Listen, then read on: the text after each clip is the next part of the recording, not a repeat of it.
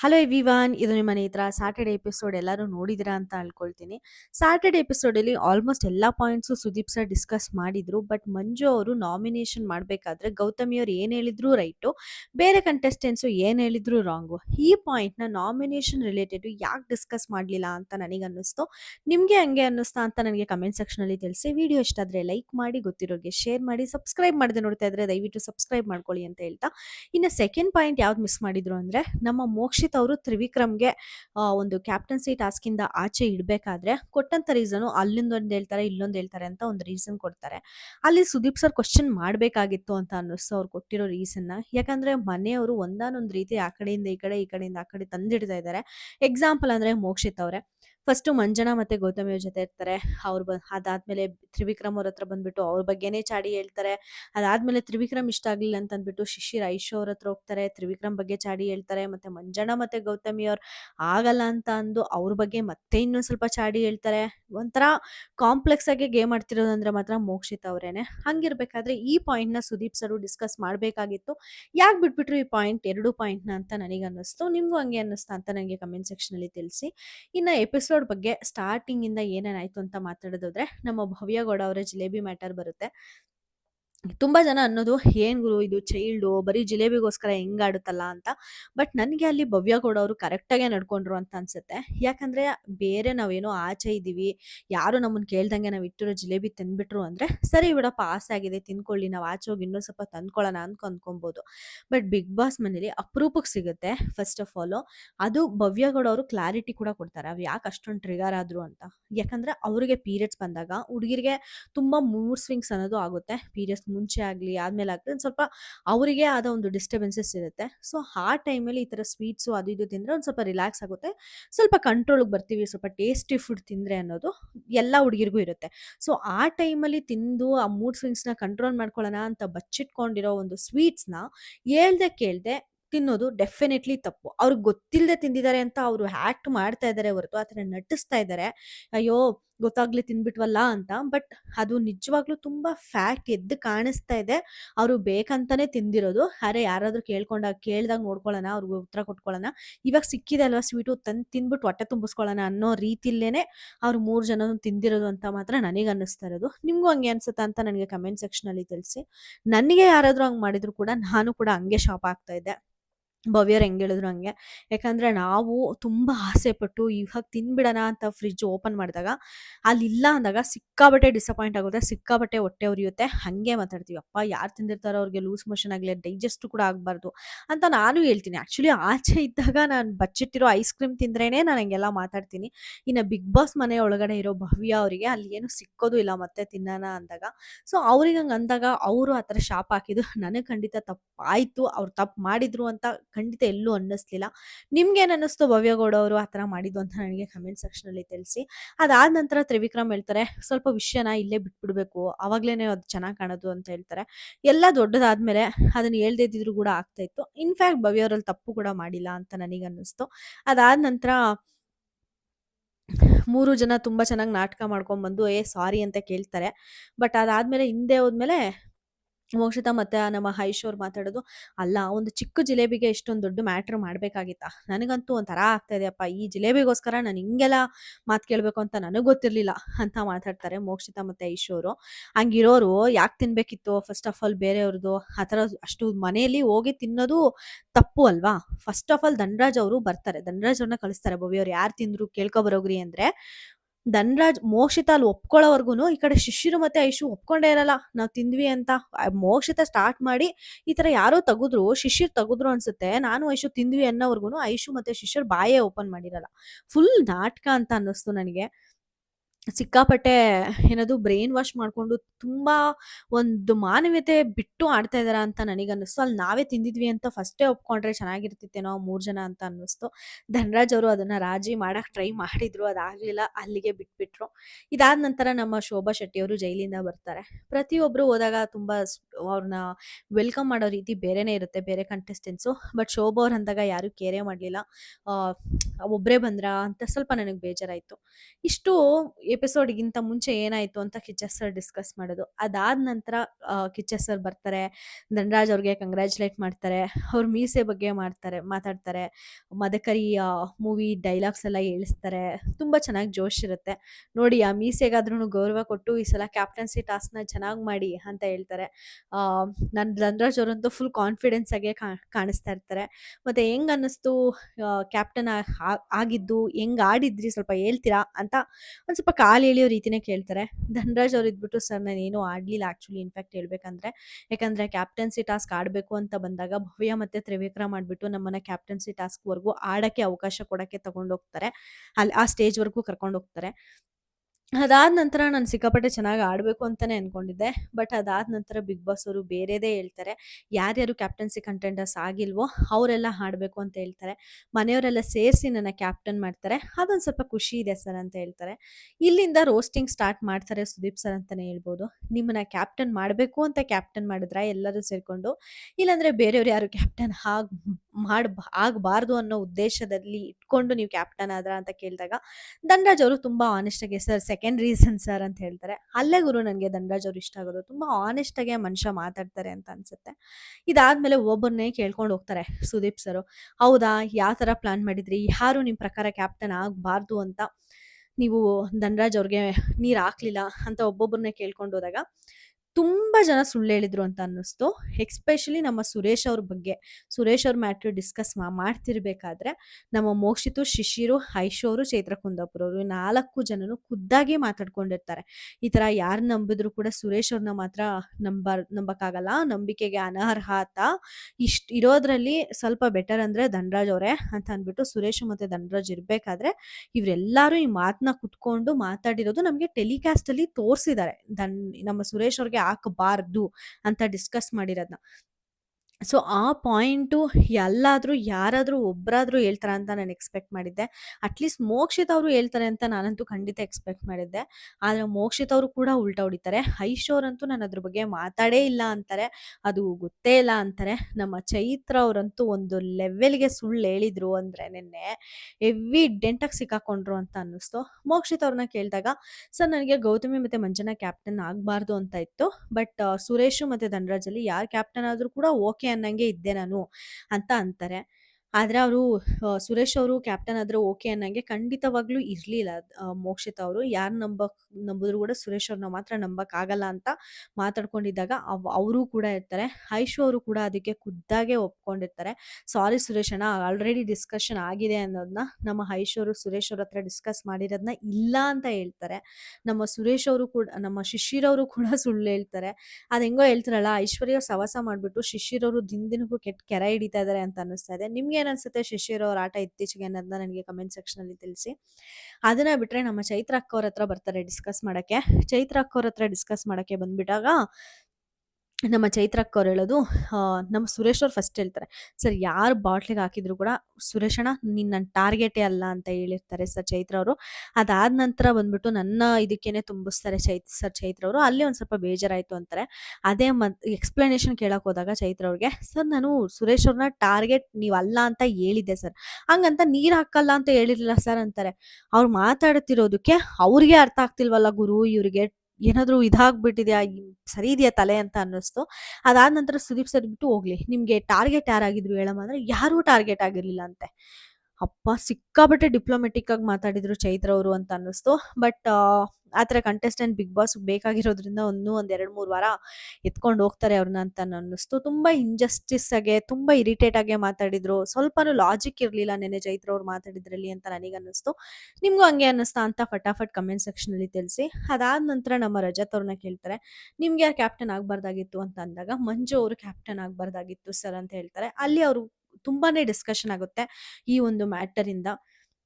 ರಜತ್ ಅವರು ತುಂಬಾ ರೀಸನ್ಸ್ ಕೊಡ್ತಾರೆ. ಸರ್ ಮಂಜು ಅವರು ಒಂದು ರಾಜರಾಗ್ತಾರೆ. ರಾಜರಾಗೋದಕ್ಕಿಂತ ಮುಂಚೆ ಅವ್ರಿಗೆ ಜಾಸ್ತಿ ನಂದೇ ನಾನೇ ಅನ್ನೋದು ಸಿಕ್ಕಾಪಟ್ಟೆ ಇದೆ. ಲಾಸ್ಟ್ ವೀಕು ಒಂದು ಡ್ರಮ್ ಅಲ್ಲಿ ನೀರು ಹಿಡಿಯೋ ಟಾಸ್ಕ್ ಇರುತ್ತಲ್ಲ, ಅದರಲ್ಲಿ ನಂದು ಕೂಡ ಒಂದು ಸ್ವಲ್ಪ ಡಿಸಿಷನ್ಸ್ ಇರುತ್ತೆ, ಯಾರು ಡ್ರಮ್ ಹಿಡ್ಕೋಬೇಕು, ಯಾರು ಆಡಬೇಕು ಅನ್ನೋದ್ರಲ್ಲಿ. ಬಟ್ ಅದೆಲ್ಲ ಆದಮೇಲೆ ಗೆದ್ದ ತಕ್ಷಣ ಹೆಂಗೆ ನಾನು ಅಂತ ಹೇಳ್ತಿರ್ತಾರೆ. ಆದರೆ ಯಾರಿಗೂ ಅವ್ರ ಟೀಮಲ್ಲಿ ಇರೋರಿಗೆ ಅಪ್ರಿಸಿಯೇಷನ್ ಕೊಡಬೇಕು ಅಂತ ಅವ್ರಿಗೆ ಅನ್ಸಲ್ಲ. ಮತ್ತೆ ಚಾನ್ಸ್ ಸಿಕ್ಕಿದ್ರೆ ಯಾರನ್ನ ಹೆಂಗೆ ತುಳಿದು ಬಿಡೋಣ ಅಂತಾನೆ ಕಾಯ್ತಾ ಇರ್ತಾರೆ. ಮತ್ತೆ ತುಂಬಾ ಗ್ರೇ ಏರಿಯಾ ಸಾರಿ ತುಂಬಾ ಗ್ರೇ ಏರಿಯಾ ಹುಡುಕ್ತಾ ಇರ್ತಾರೆ. ಇದ್ರೆ ವೈಟು ಇಲ್ಲಾಂದ್ರೆ ಬ್ಲಾಕು ಸ್ಟ್ರೈಟ್ ಆಗಿ ಮಾತಾಡ್ತೀನಿ ಸರ್ ನಾನು. ಅವ್ರ ತರ ಹಿಂಗಿರಲ್ಲ ಅಂತ ತುಂಬಾ ಎಕ್ಸ್‌ಪ್ಲನೇಷನ್ ಕೊಡ್ತಾರೆ. ಅದಕ್ಕೆ ಮಂಜು ಅವ್ರು ಕೂಡ ಸಿಕ್ಕಾಪಟ್ಟೆ ಚೆನ್ನಾಗೆ ವಾದ ಮಾಡ್ತಾರೆ. ಸರ್ ವೈಟು ಇಲ್ಲಾಂದ್ರೆ ಬ್ಲಾಕು ಇರೋನು ಒಂದು ಬೇರೆಯವ್ರನ್ನ ಕೆಟ್ಟದಂಗ್ ಮಾಡೋದಾಗ್ಲಿ, ಇಲ್ಲಾಂದ್ರೆ ನಾಮಿನೇಷನ್‌ಗೆ ಭಯ ಪಡದೆ ಆಗಿದ್ರೆ ಯಾಕ್ ಸರ್ ಅಷ್ಟೊಂದು ವಾದ ಮಾಡ್ತಾನೆ? ಯಾಕ್ ಸರ್ ಮತ್ತೆ ಇವಾಗ ಇಷ್ಟೊಂದು ಎಕ್ಸ್‌ಪ್ಲನೇಷನ್ ಕೊಡ್ತಾ ಇದ್ದಾನೆ ಅಂತ ಹೇಳ್ತಾರೆ. ಜನಗಳ ಪ್ರೀತಿಗೋಸ್ಕರ ಗುರು. ಮಂಜಣ್ಣ ಅರ್ಥನೇ ಮಾಡ್ಕೊಳ್ಳಿಲ್ಲ ಪಾಯಿಂಟು. ಇನ್‌ಫ್ಯಾಕ್ಟ್ ಸುದೀಪ್ ಸರ್ ಕೂಡ ಅಲ್ಲಿ ಇಂಟರಪ್ಟ್ ಮಾಡ್ತಾರೆ. ರಜತ್ ಅವರೇ ನೀವು ನನ್ಗೆ ಹೇಳಿದ್ದು ಅರ್ಥ ಆಯ್ತು. ಆದ್ರೆ ಅವ್ರಿಗೆ ಅರ್ಥ ಆಗ್ತಿಲ್ಲ ಅಂದ್ರೆ ಬಿಟ್ಬಿಡಿ. ಯಾಕ್ ಅಷ್ಟೊಂದ್ ಸಲ ಪ್ರೂವ್ ಮಾಡಕ್ಕೆ ಟ್ರೈ ಮಾಡ್ತೀರಾ? ಅಂತ ಅಲ್ಲೊಂದು ಕ್ಲಾರಿಟಿ ಕೊಡಕ್ಕೆ ಟ್ರೈ ಮಾಡ್ತಾರೆ. ಮತ್ತೆ ಇನ್ನೊಂದು ಕ್ಲಾರಿಟಿ ಕೊಡಕ್ಕೆ ಸುದೀಪ್ ಸರ್ ಈ ಡಿಸ್ಕಷನ್ ಇಟ್ಟಿದ್ದು ಕಾರಣ ಏನಾಗಿತ್ತು ಅಂದ್ರೆ, ಮನೆಯವರೆಲ್ಲ ಒಬ್ರು ಒಂದ್ಸಲ ಕ್ಯಾಪ್ಟನ್ ಆದ್ರೆ ಇನ್ನೊಂದ್ಸಲ ಕ್ಯಾಪ್ಟನ್ ಆಗ್ಬಾರ್ದು ಅನ್ನೋದು ತಲೆಯಲ್ಲಿ ಇಟ್ಕೊಬಿಟ್ಟಿದ್ದಾರೆ. ಬಟ್ ಸುದೀಪ್ ಸರ್ ಈ ವಾರ ತುಂಬಾ ಚೆನ್ನಾಗಿ ಎಕ್ಸ್‌ಪ್ಲೇನ್ ಮಾಡಕ್ಕೆ ಟ್ರೈ ಮಾಡ್ತಾರೆ. ಆದೋರೆ 10 ಸಲ ಕ್ಯಾಪ್ಟನ್ ಆಗ್ಬೋದು. ಅವ್ರ ಕೇಪಬಿಲಿಟಿ ಏನಿರುತ್ತೋ ಇಂಡಿವಿಜುವಲ್ ಗೇಮ್, ಇದೊಂದು ಇಂಡಿವಿಜುವಲ್ ಗೇಮು. ಇದನ್ನ ಇಂಡಿವಿಜುವಲ್ ಗೇಮ್ ತರ ಆಡಿ. ಯಾವುದೋ ಒಂದು ಬಾಂಧವ್ಯ ಇಟ್ಕೊಂಡು ಅವ್ರು ಮೋಸ ಮಾಡ್ಬಿಟ್ರು, ಇವ್ರು ಮೋಸ ಮಾಡ್ಬಿಟ್ರು ಅಂತ ಯಾಕೆ ಹೇಳ್ತೀರಾ? ಆದೋರೆ 10 ಸಲ ಕ್ಯಾಪ್ಟನ್ ಆಗಿ. ನಾನೀಗ ಕಿಚ್ಚನ ಚಪ್ಪಾಳೆ ಕೊಡ್ತಿದ್ದೀನಿ ಅಂದ್ರೆ ವೀಕ್ಲಿ ಒಬ್ಬೊಬ್ರು ಕೊಡ್ತೀನಿ ಅಂತ ಏನೂ ಇಲ್ಲ. ನನಗೆ 10 ವಾರ ಕಂಟಿನ್ಯೂಸ್ ಒಬ್ಬನಿಗೆ ಕಿಚ್ಚನ ಚಪ್ಪಾಳೆ ಕೊಡ್ಬೇಕು ಅನ್ಸಿದ್ರೆ ನಾನು ಒಬ್ಬನಿಗೆ 10 ಸಲ ಕಿಚ್ಚನ ಚಪ್ಪಾಳೆ ಕೊಡ್ತೀನಿ ಅಂತ ಅಂದ್ಬಿಟ್ಟು ಅದಕ್ಕೆ ಒಂದ್ ಸ್ವಲ್ಪ ಕ್ಲಾರಿಟಿ ಕೊಡಕ್ಕೆ ಪ್ರಯತ್ನ ಪಟ್ರು. ಅದಾದ ನಂತರ ನಮ್ಮ ಸೂರಿ ಅವ್ರನ್ನ ಅಪ್ರಿಶಿಯೇಟ್ ಮಾಡ್ತಾರೆ. ಸೀರಿಯಸ್ಲಿ ತುಂಬಾ ಚೆನ್ನಾಗಿ ಆಡಿದ್ರು. ಶಕುನಿ ತರ ಅನ್ನಿಸ್ತು ಅಂತ ಹೇಳ್ತಾರೆ. ನಿಜವಾಗ್ಲೂ ಆಕ್ಚುಲಿ ಸೂರಿ ಅವರು ಖಂಡಿತವಾಗ್ಲೂ ಶಕುನಿ ತರಾನೇ ಕಂಡ್ರು. ಎಂಟೈರ್ ವೀಕ್ ಅವ್ರು ಓಡಾಡ್ತಿರೋದ ವೇ ಆಗಿರ್ಬೋದು, ಮತ್ತೆ ನಮ್ಮ ಹನುಮಂತು ಅವರು ಎಷ್ಟು ಕಾಲೆಳೆದ್ರು ಕೂಡ ಅದನ್ನ ಒಂದು ಚೆನ್ನಾಗಿ ಸ್ಪೋರ್ಟಿವ್ ಆಗಿ ತಗೊಂಡು ಅದನ್ನೆಲ್ಲೂ ಕಿರಿಕ್ ಮಾಡ್ಕೊಳ್ದೇನೆ ತುಂಬಾ ಚೆನ್ನಾಗಿ ಆಡಿದ್ರು ನಮ್ಮ ಸೂರಿ ಅವರು ಅಂತ ನನಗೆ ಕೂಡ ಆ ಥರ ಅನ್ನಿಸ್ತು. ಸಾರಿ. ಅದನ್ನ ಸುದೀಪ್ ಸರ್ ಕೂಡ ತುಂಬಾ ಚೆನ್ನಾಗಿ ಅಪ್ರಿಶಿಯೇಟ್ ಮಾಡಿದ್ರು ಸೂರಿ ಅವರ ಆಟನ. ಅದಾದ ನಂತರ ನಮ್ಮ ಗೌತಮಿ ಮತ್ತೆ ಮಂಜಣ್ಣ ಅವ್ರ ಮ್ಯಾಟ್ರ್ ಬರುತ್ತೆ. ತುಂಬಾ ಚೆನ್ನಾಗಿ ಕ್ಲಾಸ್ ಎತ್ತಿದ್ದಾರೆ ಮಂಜಣ್ಣಗೆ. ಅದು ಗೌತಮಿ ಬಂದ್ಬಿಟ್ಟು ಹೋಗಿ ನಮಸ್ತೆ ಮಾಡ್ಬೇಕು ಅಂತ ನೀವೊಂದು ಆದೇಶ ಕೊಟ್ಟಾಗ ನಾನ್ ಮಾಡಲ್ಲ ಅಂತಾರೆ. ಅದೇ ಬೇರೆ ಕಂಟೆಸ್ಟೆಂಟ್ಸು ನಿಮ್ಮ ಹತ್ರ ಬಂದು ಈ ತರ ನಾನ್ ಮಾಡಲ್ಲ, ನನ್ಗದಾಗಲ್ಲ, ಇದಾಗಲ್ಲ ಅಂತ ಹೇಳಿದಿದ್ರೆ ನೀವು ಅದೇ ತರ ರಿಯಾಕ್ಟ್ ಮಾಡ್ತಾ ಇದ್ರಾ ಅಂತ ಕೇಳ್ತಾರೆ. ಆಗ ಮಂಜಣ್ಣ ಕವರ್ ಅಪ್ ಮಾಡಕ್ಕಂತೂ ಟ್ರೈ ಮಾಡ್ತಾರೆ. ಇಲ್ಲ ಸರ್ ನಾನು ಅವರಿಗೂ ಹೇಳ್ದೆ ಈ ತರ ಹೋಗಿ ಕೇಳಿ ಅಂತ. ಎಲ್ಲ ಪ್ರಜೆಗಳ್ನು ಕೂಡ ಕರೆದು ನಾನು ಡಿಸ್ಕಸ್ ಮಾಡಿದೆ. ಈ ತರ ಇದು ಓಕೆನಾ, ಈ ತರ ಗೌತಮಿ ಅವರು ಈ ತರ ಅಂತಿದ್ದಾರೆ ಅಂತ ನಾನು ಕೂಡ ಟ್ರೈ ಮಾಡಿದೆ ಸರ್ ಹೇಳಕ್ಕೆ ಅಂತ ಅಂತಾರೆ. ಆಗ ಸುದೀಪ್ ಸರ್ ಇದ್ದು ಅವ್ರಿಗೆ ಹೇಳೋದು, ನೋಡಿ ನೀವು ನಿಜವಾಗ್ಲೂ ಆ ಥರ ಟ್ರೈ ಮಾಡಿದ್ದೀರಾ ಅಂತ ಅನ್ಸಿದ್ರೆ ಯಾಕೆ ಟ್ರೈ ಮಾಡಬೇಕಾಗಿತ್ತು? ಫಸ್ಟ್ ಆಫ್ ಆಲ್ ಬೇರೆಯವ್ರು ಯಾರಾದರೂ ಆ ಥರ ತಪ್ಪು ಮಾಡಿದಾಗ ಈ ಥರ ನೀವು ಒಂದು ಸಭೆ ಮಾಡ್ತಾ ಇದ್ರಾ, ಇಮಿಡಿಯೇಟ್ಲಿ ಅವ್ರ ಬಾಯಿಗೆ ಆಲೂಗಡ್ಡೆ ಇಡ್ತಾ ಇದ್ರಾ ಹೇಳಿ ಅಂತ ಅವ್ನು ಕೇಳ್ತಾರೆ. ಅದು ನಿಜಾನೇ. ಆಕ್ಚುಲಿ ಬೇರೆಯವ್ರು ಒಂದು ಸ್ವಲ್ಪ ಮಾತಾಡಿದ್ರೇನೆ, ಒಂದು ಸ್ವಲ್ಪ ರಾಜನ ವಿರುದ್ಧ ಧ್ವನಿ ಎತ್ತಿದ್ರೇನೆ ಆಲೂಗಡ್ಡೆ ಇಟ್ಟು ಕೂರ್ಸೋರು. ಬಟ್ ಆದ್ರೆ ಗೌತಮಿ ಮಾಡಿದ್ರು ಅಂತ ಹೇಳ್ಬಿಟ್ಟು ಎಲ್ಲರನ್ನೂ ಸಭೆ ಕರೆದು ಡಿಸ್ಕಷನ್ ಮಾಡೋ ಪ್ರಯತ್ನ ಪಡ್ತಾರೆ. ಅದೆಲ್ಲ ತಪ್ಪು. ನಾನೇನಾದ್ರೂ ನಿಮ್ಮ ಪ್ಲೇಸಲ್ಲಿ ಇದ್ದಿದ್ರೆ ಗೌತಮಿನ ಜೈಲಿಗೆ ಹಾಕ್ತಾ ಇದ್ದೆ ಅಂತ ಹೇಳ್ತಾರೆ ಸುದೀಪ್ ಸರು. ತುಂಬಾ ಚೆನ್ನಾಗೆ ನಮ್ಮ ಮಂಜಣ್ಣನ್ಗೆ ಅವ್ರು ಮಾಡ್ತಿರೋ ಒಂದು ಫೇವರಿಸಮ್ಮು ಅರ್ಥ ಮಾಡ್ಸಕ್ಕೆ ಟ್ರೈ ಮಾಡಿದ್ರು ಅಂತ ಅನ್ನಿಸ್ತು. ಅಷ್ಟೇ ಅಲ್ಲದೆ ಅವರಿಬ್ರಿಗೂ ಒಂದು ಚಿಕ್ಕ ವಾರ್ನಿಂಗ್ ಕೂಡ ಕೊಡ್ತಾರೆ. ನೀವು ಇದನ್ನ ಮೇಂಟೈನ್ ಮಾಡೋಕ್ಕಾದ್ರೆ ಮೇಂಟೈನ್ ಮಾಡಿ. ಇದೇನು ಫ್ರೆಂಡ್ಶಿಪ್ ಇರುತ್ತೆ, ಇದೇನು ಅಣ್ಣ ತಂಗಿ ಬಾಂಧವ್ಯ ಇರುತ್ತೆ, ಅದನ್ನ ಮೇಂಟೈನ್ ಮಾಡೋಕ್ಕಾದ್ರೆ ಮೇಂಟೈನ್ ಮಾಡಿ. ಬಟ್ ಗೇಮ್ನ ಮತ್ತೆ ಒಂದು ಬಾಂಧವ್ಯನ ಮಿಕ್ಸಪ್ ಮಾಡ್ಕೊಳಕ್ ಹೋಗ್ಬೇಡಿ. ಆಗಲ್ಲ ಅಂದ್ರೆ ಡೈರೆಕ್ಟಾಗಿ ಹೇಳ್ಬಿಡಿ ಬಿಗ್ ಬಾಸ್ಗೆ, ನಮ್ಗೆ ಇದಾಗಲ್ಲ ಬಿಗ್ ಬಾಸ್ ಅಂತ. ಬಟ್ ಮೆಸ್ಸಪ್ ಅಂತೂ ಮಾಡ್ಕೊಳಕ್ಕೆ ಟ್ರೈ ಮಾಡಬೇಡಿ ಅಂತ ಹೇಳ್ತಾರೆ. ಅದಕ್ಕೆ ನಮ್ಮ ಗೌತಮಿ ಅಕ್ಕ ಕೂಡ ಕ್ಲಾರಿಟಿ ಕೇಳ್ತಾರೆ ಗುರು. ನನಗಂತೂ ಸಿಕ್ಕಾಪಟ್ಟೆ ಕೋಪ ಬಂತು.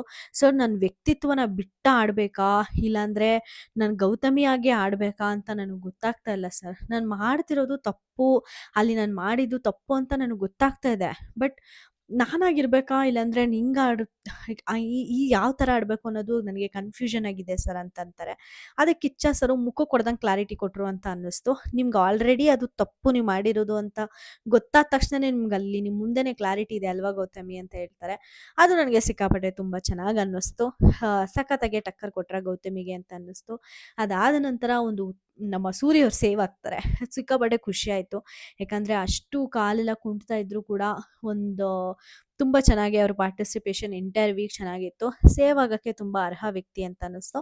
ಅಷ್ಟೇ ಅಲ್ಲದೆ ಅವರು 3rd or 4th ಪೊಸಿಷನಲ್ಲಿ ವೋಟಿಂಗ್ ಲಿಸ್ಟಲ್ಲಿ ಇದ್ದರು. ತುಂಬ ಡಿಸರ್ವಿಂಗ್ ಕಂಟೆಸ್ಟೆಂಟು ಬೇಗ ಸೇವ್ ಆದರು ಅಂತ ಕೂಡ ನನಗೆ ಅನ್ನಿಸ್ತು.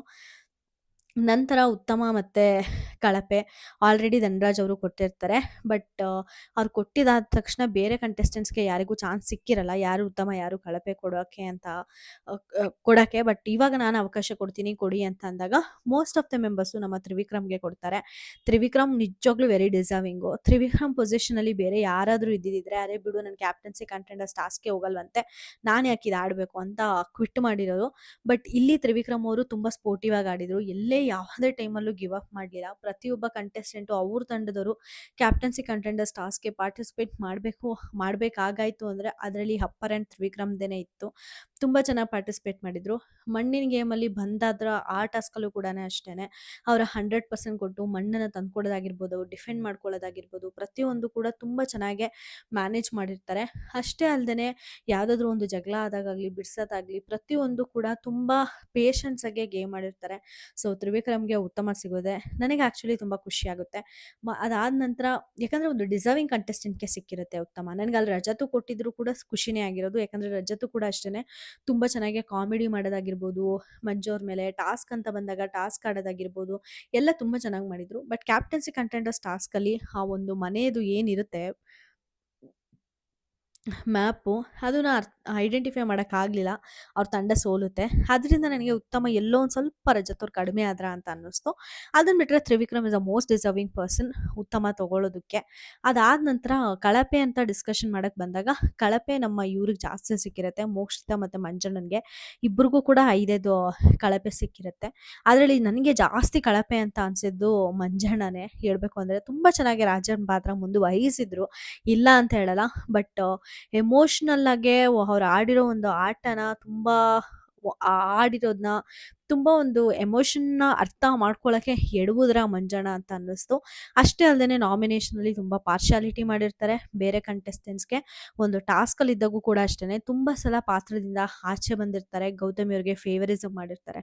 ಸೊ ಎಂಟೈರ್ ವೀಕ್ ಪರ್ಫಾರ್ಮೆನ್ಸ್ ಅಂತ ನೋಡ್ಕೊಂಡಾಗ ನನಗೆ ಆ್ಯಕ್ಚುಲಿ ಕಳಪೆ ಅನಿಸಿದ್ದು ಮಂಜಣ್ಣ. ಮಂಜಣ್ಣನಿಗೆ ಕಳಪೆ ಸಿಗುತ್ತೆ. ಹಾಗಂತ ಮೋಕ್ಷಿತ ತಪ್ಪು ಮಾಡಿಲ್ಲ ಅಂತ ಹೇಳಂಗಿಲ್ಲ. ಇನಿಷಿಯೇಟಿವ್ ಸ್ಟಾರ್ಟ್ ಆಗಿದ್ದು ಮಾತ್ರ ಮಂಜಣ್ಣಯಿಂದಾನೆ. ಅದಕ್ಕೋಸ್ಕರ ನನಗೆ ಮಂಜಣ್ಣಗೆ ಕಳಪೆ ಸಿಕ್ಕಿದ್ರೆ ಸೂಕ್ತ ಅಂತ ಅನ್ಸುತ್ತೆ. ಇಷ್ಟು ನಿನ್ನೆ ಒಂದು ಎಪಿಸೋಡ್ ಆಗಿರುತ್ತೆ. ಸ್ಟಾರ್ಟಿಂಗಲ್ಲಿ ತ್ರಿವಿಕ್ರಮ್ ಎಪಿಸೋಡ್ ಎಂಡಿಂಗಲ್ಲಿ ನಮ್ಮ ತ್ರಿವಿಕ್ರಮ್ ಅವರು ಸೇವ್ ಆಗ್ತಾರೆ. ತುಂಬ ಖುಷಿ ಪಡೋ ವಿಷಯ. ನಿಮ್ಮೆಲ್ಲರಿಗೂ ಗೊತ್ತಿರುತ್ತೆ, ಪ್ರತಿಯೊಂದು ಸೈಟಲ್ಲೂ ಕೂಡ ತ್ರಿವಿಕ್ರಮನೇ ಟಾಪಲ್ಲಿ ಇರ್ತಾರೆ. ಅವು ಹತ್ತತ್ರ ಕೂಡ ವೋಟಿಂಗ್ ಲೈನ್ಸಲ್ಲಿ ಯಾರೂ ಹೋಗಿರಲ್ಲ ಅಂತ. ಭವ್ಯವ್ರು ಮಾತ್ರ ಆಲ್ಮೋಸ್ಟ್ ಒಂದು 4-5% ಡಿಫ್ರೆನ್ಸಲ್ಲೇ ಈ ಸಲ ತ್ರಿವಿಕ್ರಮ್ಗೆ ಟಕ್ಕರ್ ಅಂತೂ ಕೊಟ್ಟಿರ್ತಾರೆ. ನಾಮಿನೇಷನ್ ಯಾವಾಗ ಸಿಕ್ಕಾಪಟ್ಟೆ ಇಂಟ್ರೆಸ್ಟಿಂಗ್ ಆಗಿ ಆಗೋದಂದರೆ, ಮಂಜಣ್ಣ, ಮೋಕ್ಷಿತಾ, ಭವ್ಯ, ತ್ರಿವಿಕ್ರಮ್, ರಜತ್ ಈ 5 ಜನ ಒಟ್ಟಿಗೆ ನಾಮಿನೇಷನಲ್ಲಿದ್ದಾಗ ಯಾರು ವಿನ್ನರ್ ಅನ್ನೋದು ಕರೆಕ್ಟಾಗಿ ಗೊತ್ತಾಗೋದು ನಮಗೆ. ಯಾಕಂದರೆ ರಜತ್ಗೂ ಫಾಲೋಯಿಂಗ್ ಇದೆ, ತುಂಬ ರಿಯಾಲಿಟಿ ಶೋ ಅಲ್ಲಿ ಪಾರ್ಟಿಸಿಪೇಟ್ ಮಾಡಿದ್ದಾರೆ. ಮಂಜಣ್ಣಂಗೆ ಅಷ್ಟಿಲ್ಲ, ಬಟ್ ಅಟ್ಲೀಸ್ಟ್ ಗೊತ್ತಾಗುತ್ತೆ ನಮಗೆ ಅವ್ರು ಟಾಪ್ 5 ಹೋಗ್ತಾರಾ ಇಲ್ವಾ ಅಂತ. ಭವ್ಯ ವೋಟಿಂಗ್ ರಿಸಲ್ಟ್ಸ್ ಏನು ಅಂತ ಗೊತ್ತಾಗುತ್ತೆ, ತ್ರಿವಿಕ್ರಮ್ ವೋಟಿಂಗ್ ರಿಸಲ್ಟ್ಸ್ ಏನು ಅಂತ ಗೊತ್ತಾಗುತ್ತೆ. ಸೊ ಈ 5 ಜನ ಆ್ಯಕ್ಚುಲಿ ಈ ಸಲ ಮಂಜಣ್ಣ, ತ್ರಿವಿಕ್ರಮ್ ಬರೋ ಡೌಟು. ಬಟ್ ಮೋಕ್ಷಿತಾ ನಾಮಿನೇಟ್ ಮಾಡ್ತಾರೆ. ಸ್ವಲ್ಪ ಮಂಜಣ್ಣ ನಾಮಿನೇಟ್ ಮಾಡೋದು ಡೌಟು, ಯಾಕಂದರೆ ಅವ್ರ ಟೀಮ್ಗೋಸ್ಕರ ತ್ರಿವಿಕ್ರಮ್ ಮಾಡಿದ್ದಾರೆ. ಸೊ ಈ ಸಲ ಭವ್ಯ, ತ್ರಿವಿಕ್ರಮ್, ಮಂಜು ನಾಮಿನೇಟ್, ಎಸ್ಪೆಷಲಿ ಮಂಜು ಮತ್ತು ಮೋಕ್ಷಿತಾ ನಾಮಿನೇಷನ್ಗೆ ಬರೋದಂತೂ ಈ ಸಲ 100%. ಇನ್ನು ಮಿಕ್ಕಿದವರು ಯಾರ್ಯಾರು ನಾಮಿನೇಷನ್ಗೆ ಬರ್ತಾರೆ ಅನ್ನೋದು ಕ್ಲಾರಿಟಿ ಇಲ್ಲ. ಬಂದಾದಮೇಲೆ ನೋಡ್ಕೊಳಕ್ಕಾಗತ್ತೆ. ಇಷ್ಟು ಈ ಎಪಿಸೋಡ್ ರಿವ್ಯೂ ಆಗಿತ್ತು. ನಿಮಗೆ ಮುಂದಿನ ವಾರ ಯಾರ್ಯಾರು ನಾಮಿನೇಷನಲ್ಲಿ ಇರಬೇಕು ಅನ್ನೋದನ್ನ ಟಕರ್ ಕಮೆಂಟ್ ಸೆಕ್ಷನಲ್ಲಿ ತಿಳಿಸಿ. ಮತ್ತು ಐಶು ಅವರು ನಾಮಿನೇಷನಲ್ಲಿ ಇರಬೇಕು ಅನ್ನೋದು ನಮ್ಮ ಭಾವನೆ. ನಿಮ್ಗೇನು ಅನಿಸುತ್ತೆ ಅಂತ ಅದನ್ನು ಕೂಡ ಕಮೆಂಟ್ ಸೆಕ್ಷನಲ್ಲಿ ತಿಳಿಸಿ ಅಂತ ಹೇಳ್ತಾ, ಇಷ್ಟಾಗಿತ್ತು ಎಪಿಸೋಡ್ ರಿವ್ಯೂ. ನಿಮಗೆ ಈ ವಿಡಿಯೋ ಇಷ್ಟ ಆದರೆ please do like, share and subscribe ಅಂತ ಹೇಳ್ತಾ ನಾನು ಈ ವಿಡಿಯೋನ ಮುಗಿಸ್ತಾ ಇದ್ದೀನಿ. Thank you so much.